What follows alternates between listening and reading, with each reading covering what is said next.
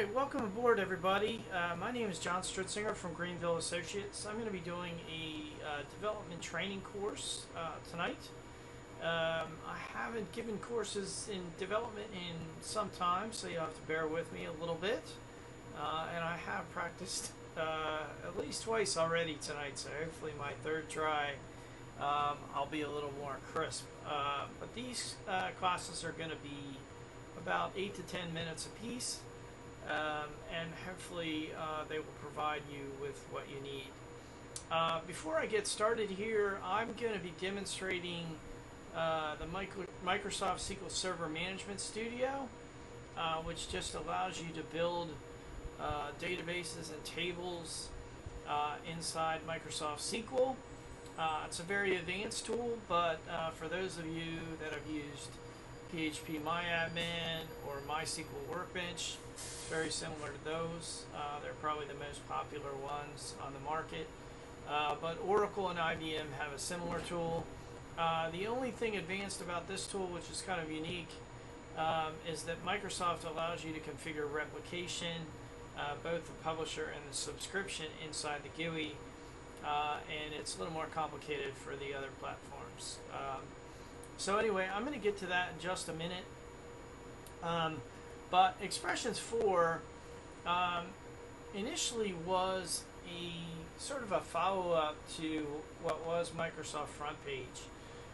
So it was designed to build websites very quickly, and with a graphical interface that was very similar to the original Visual Basic compilers that were built circa 2000. So Microsoft has had one of these for several years. But anyway, in this particular tool, you can write straight HTML code just like the old Microsoft Front Page, and build things like forms. You can add pictures and buttons, and you can even enable JavaScript to it. Now, with this tool, if your file name is named HTML or HTM, then Expressions4 knows you're just working with a traditional web page. But if you name it ASPX or Microsoft Active Server page, you can do cool things like add data objects to it, which I'm going to show you in just a minute. So anyway, this is a form that I've created already. Initially, I called it demonstration expression4.html, and then I have since changed the name to ASPX, and I have stored this file in my personal directory on the web server. So you can see it's a one page. It has a config file for the website, and we have two images associated with the website that are in the same directory. So I've made them all together. Now on this screen, I have created a connection. We just call it configuring a data source, and inside the data source I have specified the database I'm going to show you in just a minute. You can see that here, and I will walk you through this screen in some detail in this second and third training session. But in the meantime, I have created a connection string. This is the minimal amount of information you need. The first is the host name, which is Chicago, which is one of my servers. The second is the name of the SQL Server instance, and we are using Microsoft Name Pipes format, which is their default for all their clients. So if you connect to a SQL Server, it will default not to an IP address, but to the actual name pipes description, which is the SQL Server, the host name of the SQL Server, and the SQL Server instance, what it's actually called when you install it. Now the default for SQL Server Express, which is the free version, would be SQL Express 01. I'm running a different application server, so you would usually see SQL Server Express 01 here. Now you can see that the database name is TrainingDB.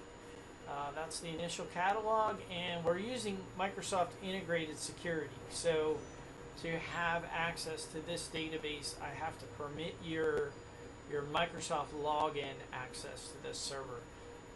So it's very high level of trust. You have to log into the domain, and once you log into the domain, you can get to the SQL Server. So that is very different than what you'll see with Oracle or MySQL without a lot of development work. But for those that are sort of Microsoft-centric, Microsoft has this enhanced security feature. So I've configured a data source already, and what I did over here, I used this ASPX tool, and I've drawn a grid and I just dragged it over here, and I created an Access data source, and I dragged that over here too, or I'm sorry, a SQL data source, and dragged it over. So I have a SQL data source, and you can see it's SQL data source number 1, and then when I created the grid object, you attach it to the SQL data source. And once you do, it automatically pulls all the fields back. So that's the basics of this tool. Now, when you're using this tool, you create a page, and when you're in the page, you can do design only, so you just see what the graphical output is, or you can split screen and put the code in the top window, and you can see that what this is actually doing is it has this HTML form here at the top, and there it has an ASP data object at the bottom. So we are now using .NET 2.0 grid objects, and this file itself can be opened in more modern versions of Visual Studio, and can be edited and the data objects updated. There are a lot more options today than there were when I was using this tool. Now, this Expressions4 is a free tool, so if you go here into the Microsoft window, you can see that it is a free tool, and we have set it up. So these are the tools that we're going to be taking you through. I have created this little sample program, and in the second step I will show you what we're going to do with it. So this is part 1 of a 3-part series. The other 2 parts are going to cover working within Microsoft SQL Server, and in the 3rd segment we're actually going to turn this into a website and show you that it works. So you can do all of this in less than an hour. So you can create a screen in Expressions4 in under an hour that attaches to a database and allows you to put data into it the same day. So if your boss asks you to create a screen, you can do it Jiminy Cricket and knock it out, and you'll impress him, and you don't really have to memorize any .NET code, which is a big thing for me because I never want to have to do it. Now, I'm going to explain why that is true a little bit later, but the reality is this is an HTML page, and I can put JavaScript inside my page, so I can add JavaScript elements and save those and put functions and tie them to buttons just like you can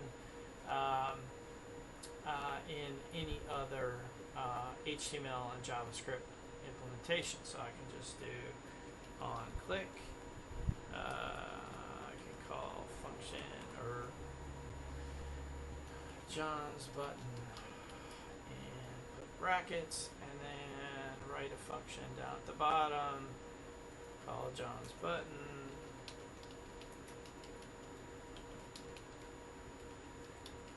and put it in brackets, and we can just say alert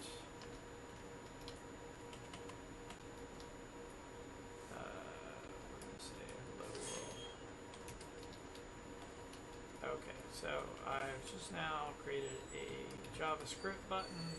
I've added it to this page, and we're very fancy now. We have JavaScript, HTML, and a data object all in one place. So that is part 1 of my demonstration. 2 more on the way.